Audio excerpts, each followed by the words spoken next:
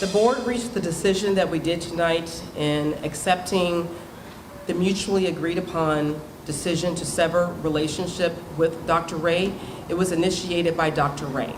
As you well know, that we were under an independent investigation that the board launched back in July, but when recent transpiring of information that Dr. Ray reached out to our attorney, the board's attorney, to initiate the distraction of all of this and to move forward for the district to be concerned about the children.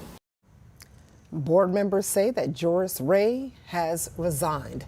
So why did he get nearly almost $500,000 in a severance pay? That's a fair question, a very fair question. Fox 13's Kate Beery continues our team coverage. She breaks down his contract. She's live outside the district. Kate, lay it out for us as best you can.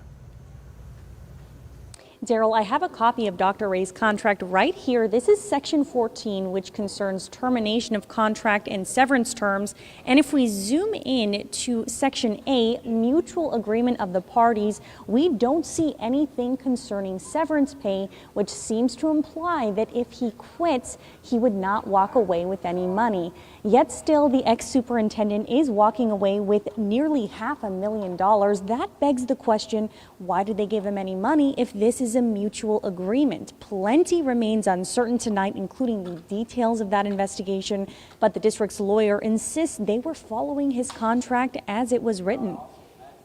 So in the general release, which was approved tonight by the board, the superintendent was giving the lesser of 18 months as opposed to the remaining balance on his contract. The value of that with his current salary is approximately $480,000.